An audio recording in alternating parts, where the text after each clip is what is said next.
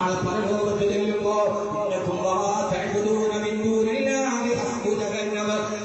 നീ കൊടുത്തിയവരും നരകത്തിലേക്ക് പോകാൻ പറഞ്ഞാൽ വിസമ്മതിച്ചെടുത്തുകൊണ്ടെന്നറിയോ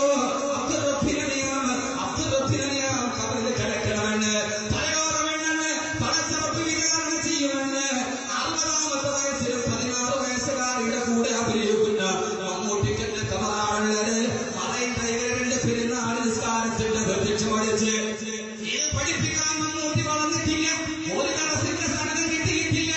പണ്ഡിതന്മാര് പറയേണ്ടതാണ്, ഇത് പണ്ഡിതന്മാരാണ് നീ പറയേണ്ടത്. നമുക്ക് ദീനിന്റെ കാര്യത്തിൽ അഡ്ജസ്റ്റ്മെന്റ് ഇല്ല.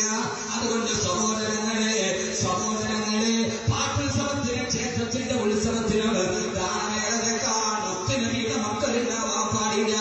ഇത് ദീനാണ്, ഇത് വർഗീയതയല്ല.